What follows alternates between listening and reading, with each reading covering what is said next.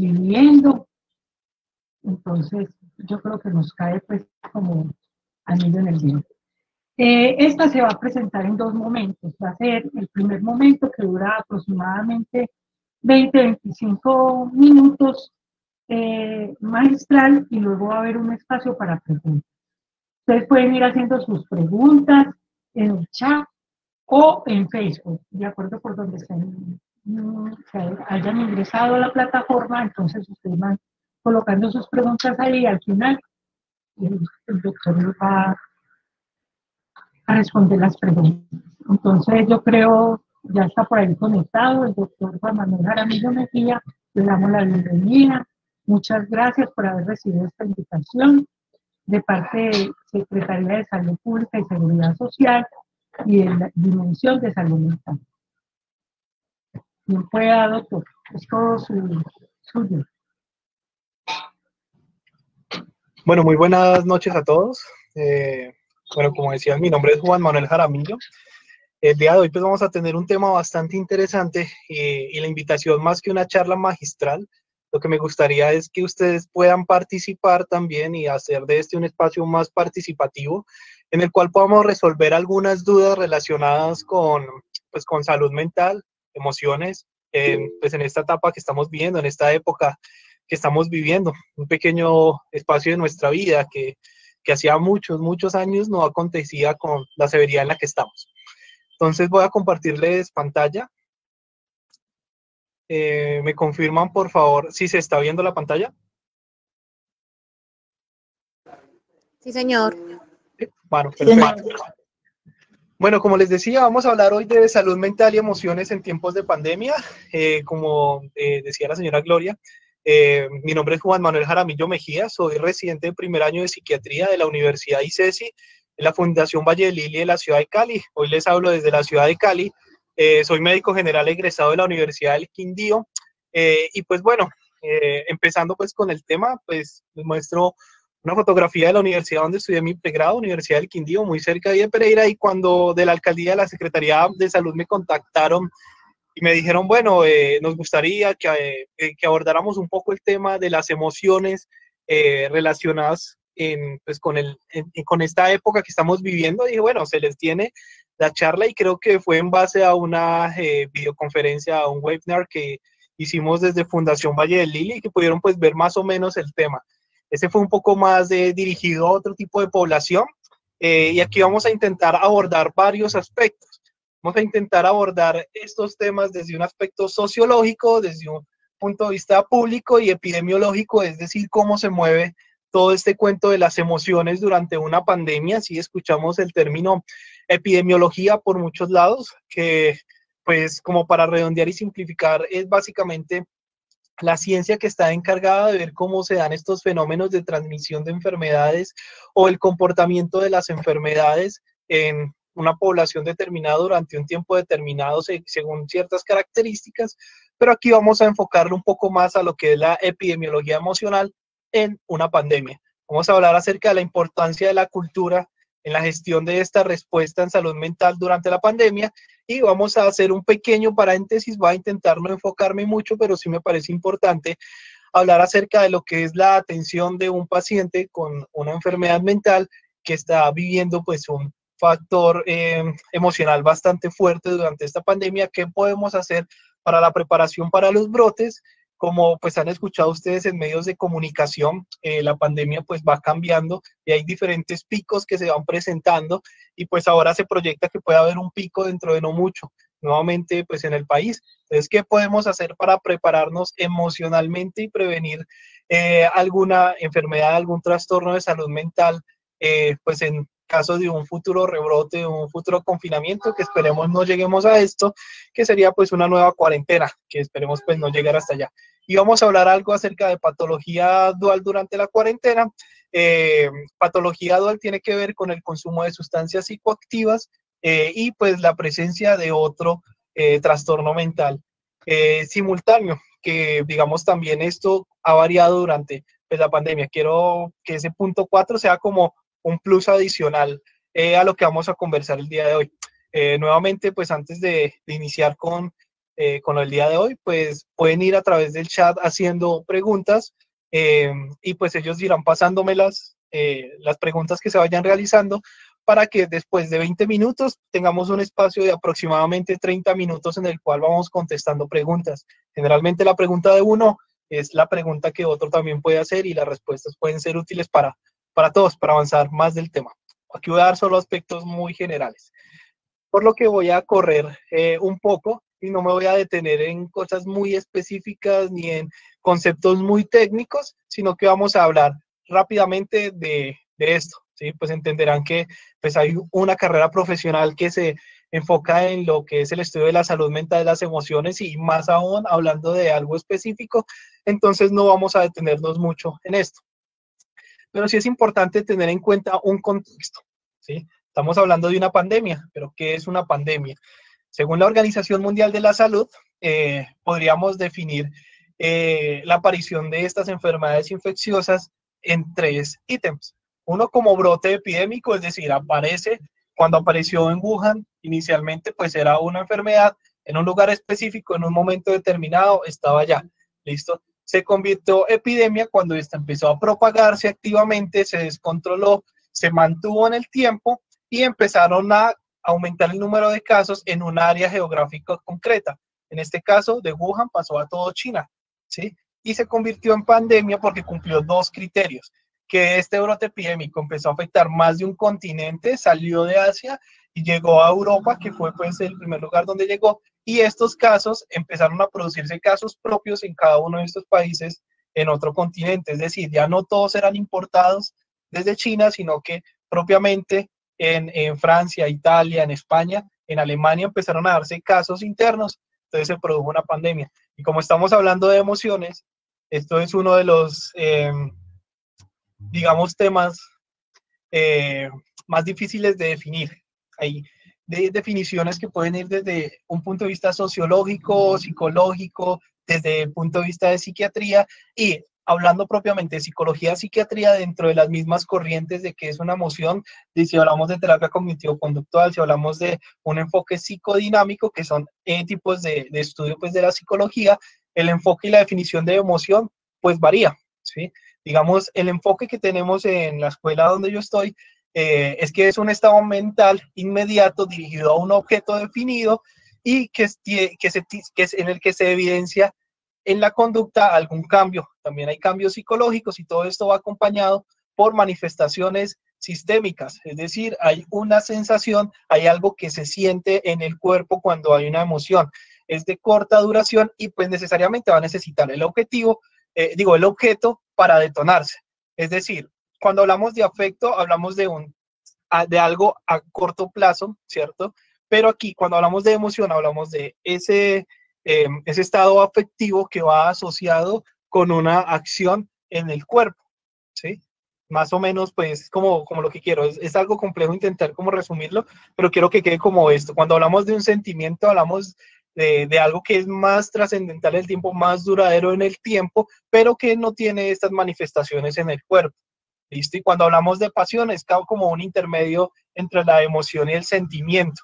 Estamos como de intermedio porque es a largo plazo y sí hay ciertas sensaciones en el cuerpo cuando algo apasiona. ¿Listo? Teniendo esto claro, no me cambia la diapositiva.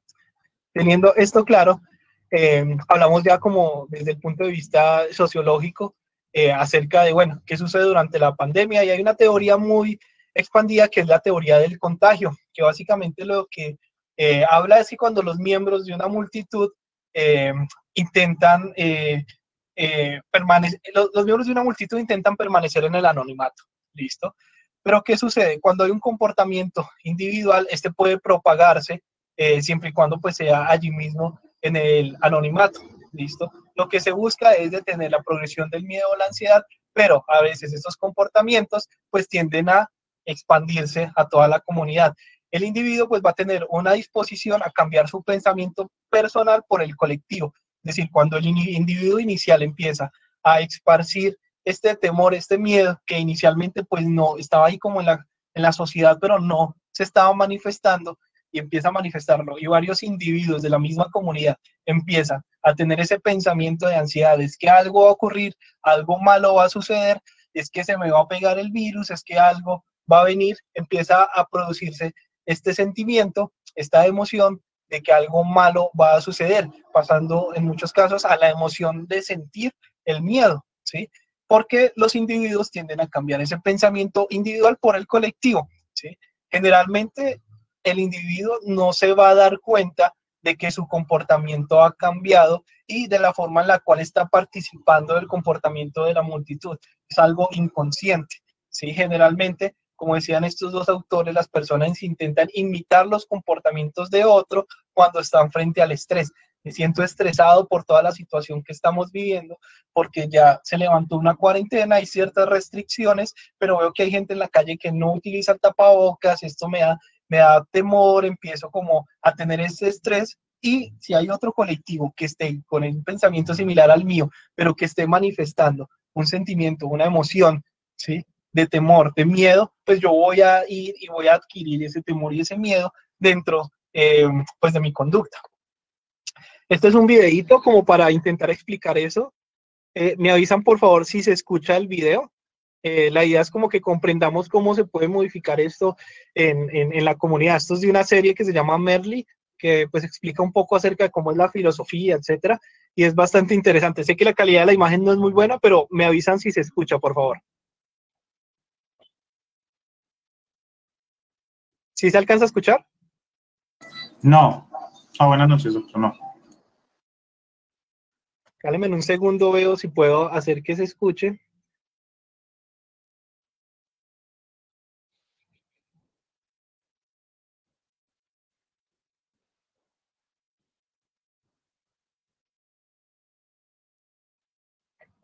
Listo, ¿ahí se escucha?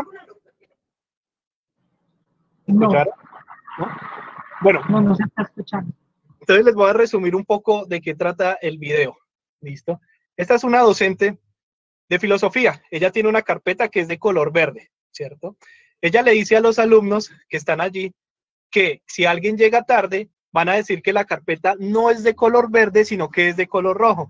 Y bueno, llega un alumno tarde, entra, como él está desconociendo todo lo que ella ya le ha planteado al grupo, ¿sí? Entonces empieza a hablar de que en la filosofía existen diversos contextos como el positivismo que admiten que una verdad pues es real. Entonces, toma la carpeta y pregunta, bueno, ¿de qué color es esta carpeta? ¿Sí? Entonces le pregunta a un estudiante, pues es rojo, ¿sí? Entonces él mira como, yo la veo verde. Le pregunta a otro estudiante, ¿de qué color es? Es rojo, ¿sí? Y él como que, bueno, algo extraño está sucediendo. Le pregunta a varios de los estudiantes, bueno, ¿de qué color es esta carpeta? Y pues todos van contestando rojo, de una forma muy convencida, como si realmente la carpeta fuera roja. Y si ven la cara de la persona justo en ese momento, aquí ya está poniendo cara como que, bueno, quizás la carpeta no sea verde, sino que sea de color rojo, ¿sí? Y le pregunta por último a él, ¿de qué color es la carpeta? Y pues él dice, es de color rojo, ¿sí?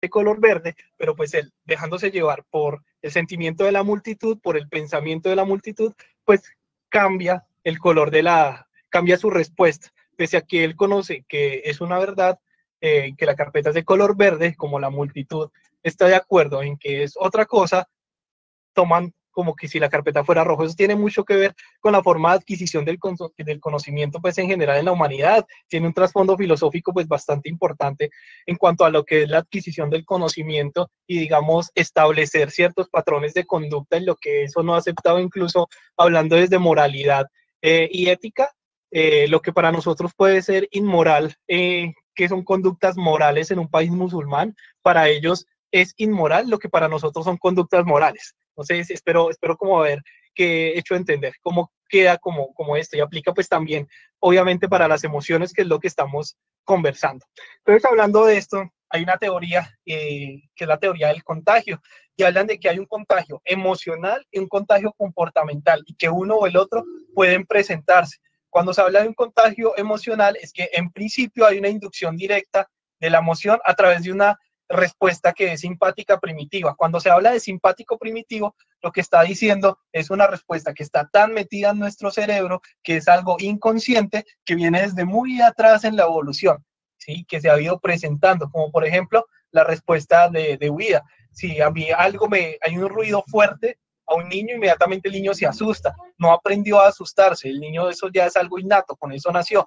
Entonces está esta respuesta que es innata, como el miedo, el temor, el pánico, ¿sí? Entonces tenemos miedo a algo, no sabemos por qué, pero ahí está, es algo innato. Y ese contagio se puede ir dando a través de esto innato. Todo esto ocurre a través pues, de una mímica autónoma, es decir, a través de, digamos, la sincronización con los demás.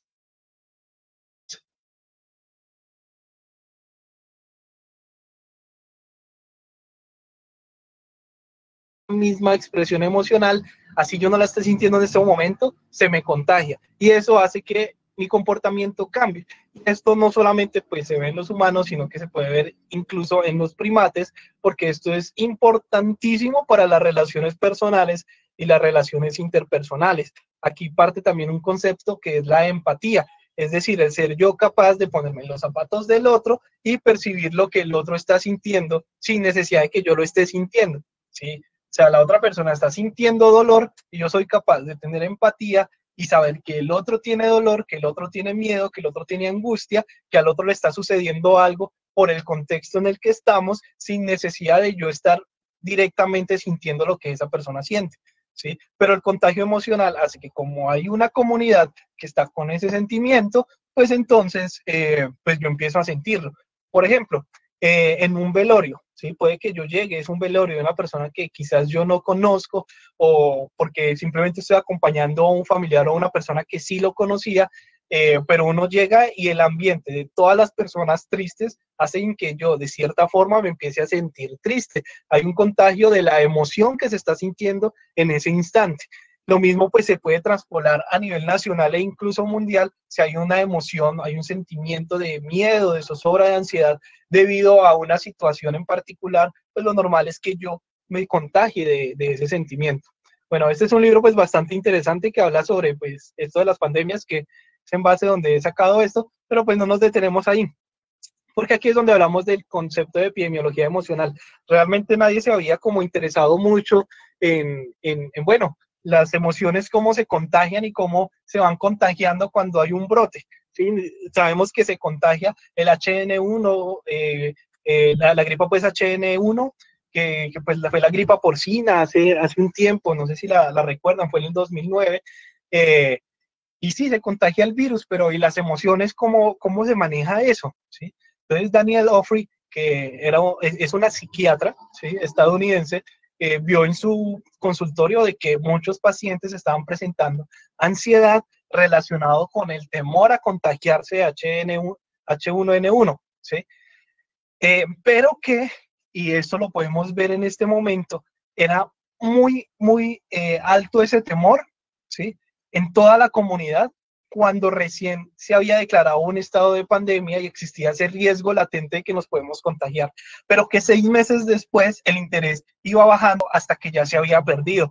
Es decir, la llamaban a ella al consultorio y le preguntaban, doctora Aubrey, cuándo va a salir la vacuna, qué es lo que va a pasar, será que cuándo va a acabar el confinamiento, cuándo va a acabar todo esto, pero 6 meses después ya en su consultorio nadie llamaba, nadie le interesaba y la gente pues estaba retomando sus actividades, pese a que había un segundo pico y pues habían más contagios y más defunciones. Es algo similar a lo que está sucediendo y que podemos ver pues en este momento en la sociedad, es que aunque los casos siguen incrementando y aún no nos hemos detenido en el tope de los casos, digamos, la sensación a nivel general es que esto ha ido, pues que esto ha bajado su peligrosidad y no, la peligrosidad sigue. Las unidades de cuidado intensivo siguen llenas, se siguen tomando medidas de seguridad basados en datos estadísticos, pero en la comunidad es como que, bueno, no, pues ya las medidas se relajaron, vemos gente en la calle sin tapabocas donde pues aún existe este riesgo latente. Y justamente ahí es donde se habla de que ese contagio pues puede ser facilitado porque bajan,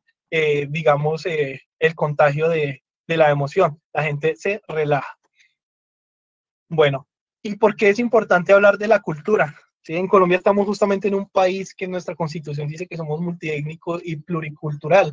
Y es muy importante tener esto en cuenta porque cuando hablamos de estrategias, algo que para mí puede ser una estrategia útil, para otra persona que tiene unas costumbres diferentes, como son los indígenas, como son los afros, como son algunas comunidades puntuales, pues digamos van a tener una apreciación diferente del concepto de enfermedad, un nivel educativo diferente, una creencia de que la enfermedad pues no es causada por un virus, sino que es una maldición de Dios o una maldición de alguna deidad, y eso va a dificultar la comprensión de la enfermedad, y al complicar la comprensión de la enfermedad, pues va a dificultar las medidas de seguridad. Es que como yo no sé que eso es por un virus, yo no sé qué es un virus, para mí las enfermedades no las causa un virus, sino un espíritu, entonces pues yo de un espíritu no me comporteo con un tapabocas, ¿sí? Sino que de un espíritu pues me tengo que proteger, es con un rezo, etc.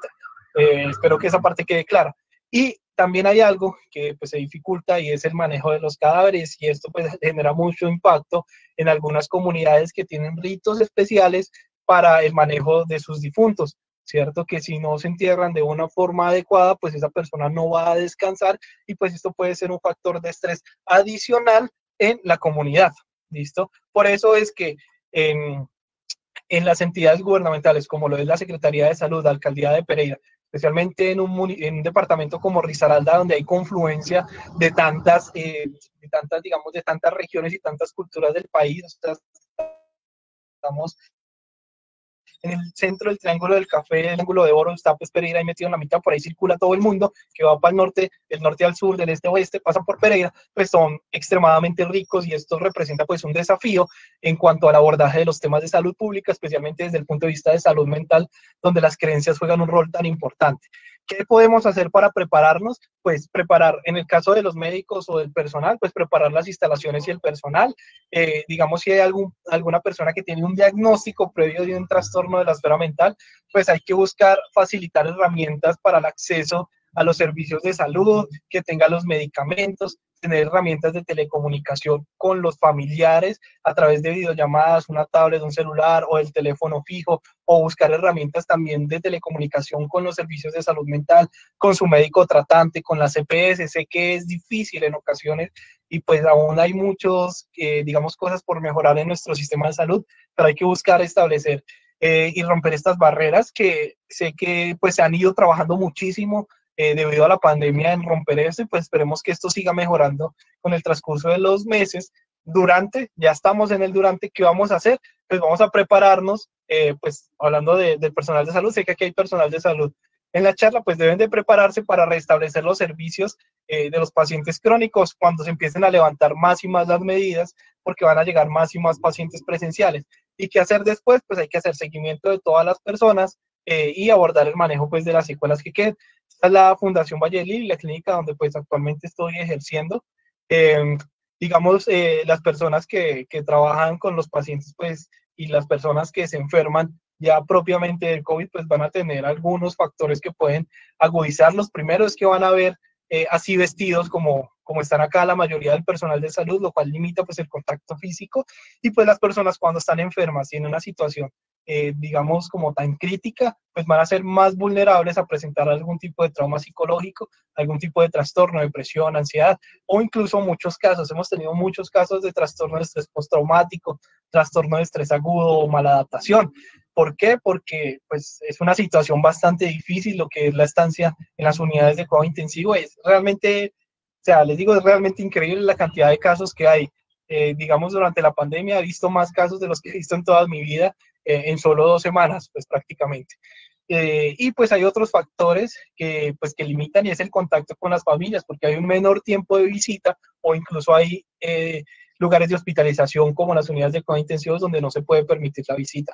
Hay que tener mucho cuidado con lo que es la depresión y la ansiedad, especialmente pues cuando se está en aislamiento, bien sea porque pues, estamos en cuarentena o porque pues tuvimos un caso positivo, alguien de la familia está positivo y pues se aísla. No solamente es para uno, sino estar pendiente de llamarlo, cómo está, cómo se siente, está comiendo, cómo está durmiendo, qué ha pensado, ha llegado a pensar en la muerte. No hay que esquivar la pregunta. hay que buscar establecer buena red de apoyo, que la persona se sienta que tenga suficiente confianza para hablarnos y empoderarlas acerca de su condición, qué pueden hacer ellos pues para sentirse mejor, ¿sí? Es decir, qué quiere, en qué le puedo ayudar, está trabajando, bueno, qué necesita, estudie un poco acerca de lo que es el diagnóstico que tiene, acerca de los factores de riesgo, acerca de qué es lo que puede hacer. No ser un ente pasivo de, no, lo que me dijo el médico, sino ir un poco más allá, pero con condiciones, que ya les vamos a decir.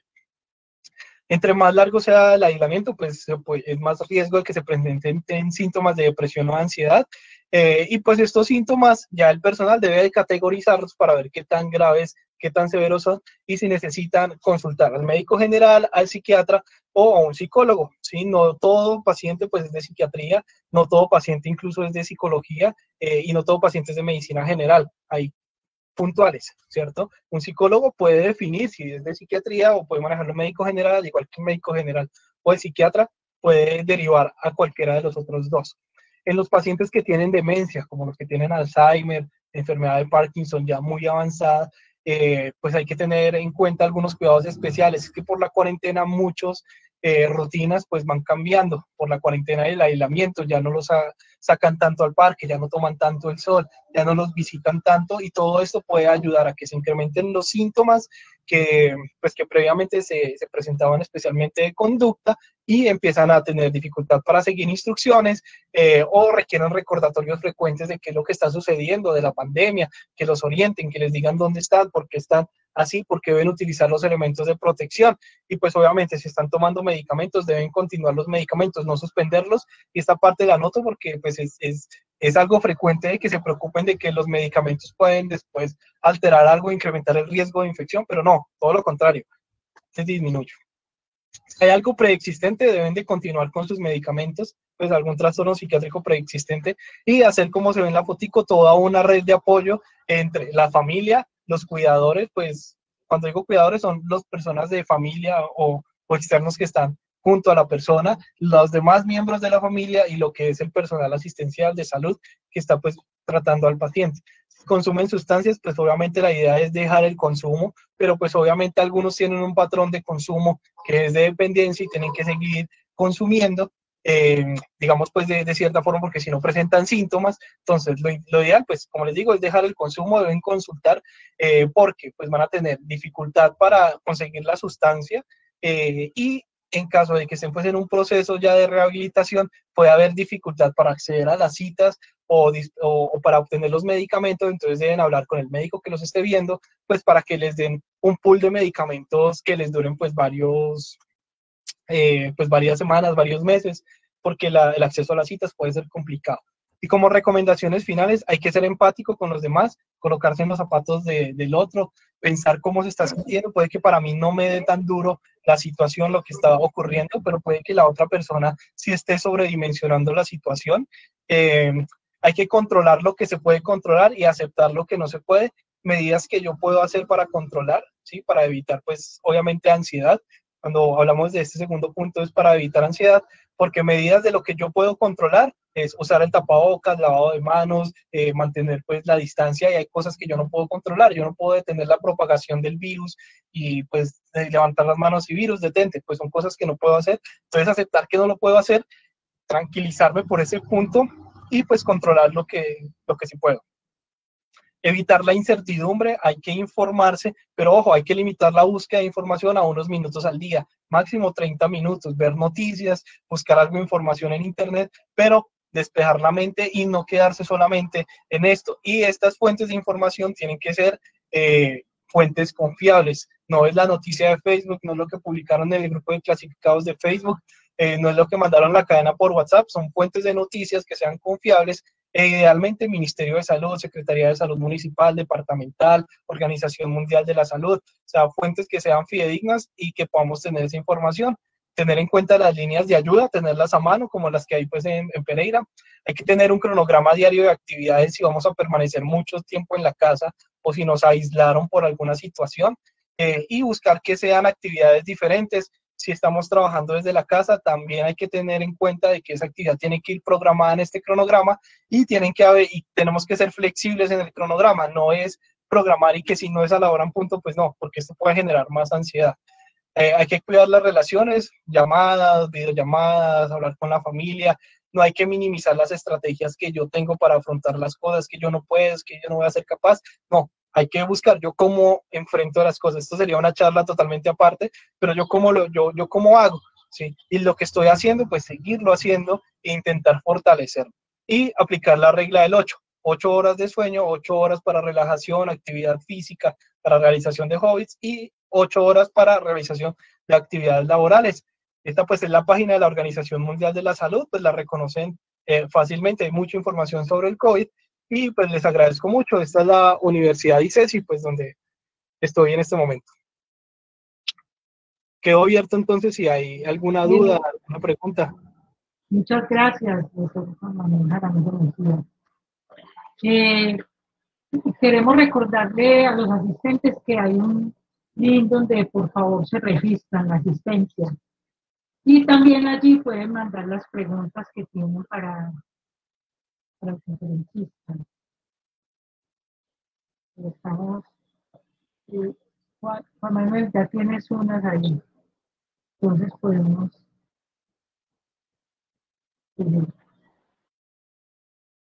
Listo, sí, estoy viendo acá unas cuantas preguntas. Link. Bueno, hablan acerca de una de niños y adolescentes que les gustaría saber la forma en la que se pueden motivar a los niños y adolescentes para que venzan el lastre y generen empatía entre ellos frente a las clases virtuales. Bueno, el cambio de clases presenciales a clases virtuales, o en algunos colegios que ya están en modalidad de alternancia, que algunos pues tienen clases virtuales, algunos tienen clases presenciales en algún otro momento, ha sido pues un factor de bastante estrés en los jóvenes. ¿Qué forma se puede utilizar? Realmente depende mucho de cómo estén llevándose a cabo las clases, ¿sí? Algunos colegios han entablado, digamos, acciones para no hacer clases muy extensas y dedicar mejor en trabajo pues durante la clase, pero actividades cortas, clases de 30, 40 minutos y no hacer bloques como cuando uno está en el colegio. Es importante los tiempos de descanso de las clases y que en el momento en el que el niño ya no esté pues en clase, buscar que haga una actividad que sea diferente a estar en el computador, es decir, intentar evitar videojuegos y buscar hacer actividades con el niño, o sea, si son los padres, intentar hacer actividades con el niño que sean diferentes a estar en el ordenador, para que no digamos, se perpetúe este constante. Aquí pues aprovecho y digo también que algunos niños incluso han empezado a tener justo lo contrario, ¿sí? A no querer seguir, a no querer asistir a las clases presenciales que están comenzando, sino querer quedarse en una modalidad virtual, y pues esto también es una farolita roja que hay que ver por qué motivo, ¿sí? Digamos, un niño que se siente demasiado confortable con las clases virtuales no es tampoco algo normal. Siempre debe haber algo como de desconfort, porque la socialización de los niños pues es muy importante. Entonces, si se siente demasiado confortable allí y ya hay la opción de que vuelva a clases presenciales y definitivamente no quiere, hay que ver qué sucedía en el colegio o qué pasa en el colegio que ahorita ya no está sucediendo en las clases virtuales. Pasaba con un paciente que veíamos hace unos días, y era que es que en el colegio le hacían bullying y le tenían un sobrenombre, pero entonces ahora que estaban las clases virtuales, como estaban las clases virtuales, la profesora los tenía todos ahí y los veía todos, entonces ya no le podían decir el sobrenombre. Entonces el niño pues se sentía más tranquilo, era un niño pequeño de 8 años, entonces no quería volver a la alternancia de ir 2 veces por semana y los otros 3 virtual, porque pensaba que si volvía pues iba a empezar otra vez el bullying. Entonces sería esto, como buscar actividades diferentes y que idealmente el tiempo de duración de las clases no sea muy prolongado, sino que haya cierto descanso entre clase y clase. Bueno, en los niños...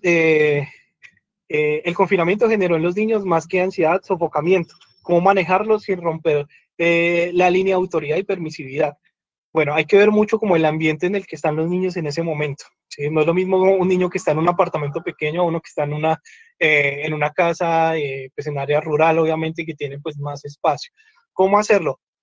Al final hablé acerca de un cronograma, ¿sí? Ese cronograma se puede diseñar también con los niños y se puede diseñar un cronograma que incluya algunas actividades que estén relacionadas, digamos, con el compartir entre los padres y los hijos, un juego de mesa, algo que sea desconectado de los dispositivos electrónicos. ¿Sí? Hay que intentar incluso en el cronograma ajustar un tiempo de estancia para no utilizar pues, estos dispositivos, buscar incluso la realización. Si el niño tiene amigos cercanos que están en confinamiento y están en otro lugar, buscar hacer videollamadas, juegos grupales a través de redes, pues de redes de internet, de videollamadas, como para que no pierdan esta conexión con los amigos.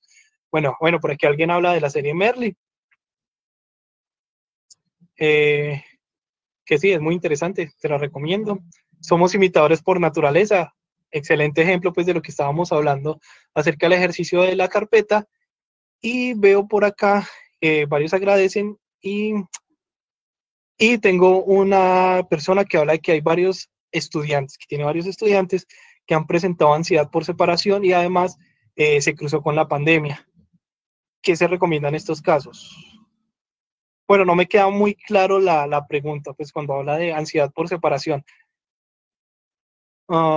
No sé si puedan escribir como ahí, como aclarar esa parte de la pregunta. Entiendo como por ansiedad de separación cuando iban al colegio no querían que se quedaran en el colegio y pues luego se cruzó la pandemia. Pues estoy suponiendo de que pues estaban empezando apenas colegio enero, febrero, marzo, pandemia, entonces aislamiento, según como lo que entiendo.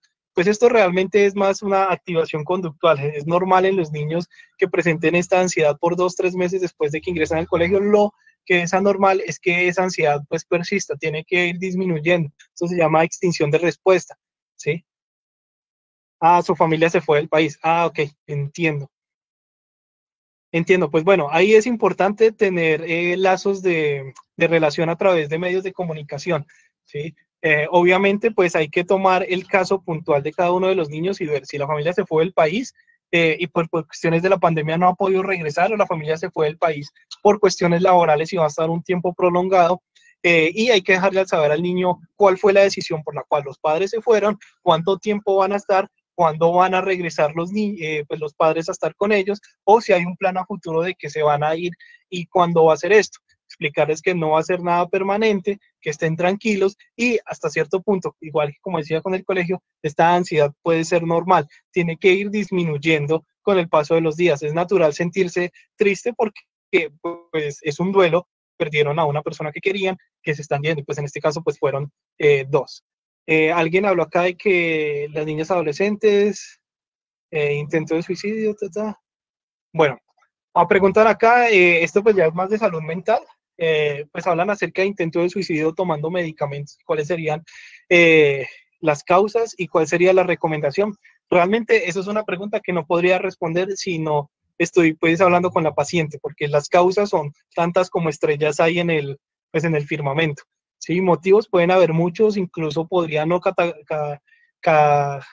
catalogarse como tal, pues como si hubiera sido un intento de suicidio, porque habría que ver qué tomó, el motivo por el cual lo tomó, qué cantidad y pues otras variables, pero las recomendaciones para los padres serían, pues primero, obviamente que debe continuar un proceso con profesionales de la salud mental, psicólogo o psiquiatra, dependiendo pues de la severidad del caso y de la necesidad o no de medicamentos, y que no deben de cambiar tampoco rutinas abruptamente, salvo pues que haya una recomendación pues médica directamente pues allí, pues que se esté dando allí directamente, sí, como debe vigilar, debe hacer tal cosa, pero el resto es contraproducente cambiar rutina, que quitar la chapa del cuarto, que quitarle acceso a tal y tal otra cosa, o sea, hay que manejar cada caso muy individual.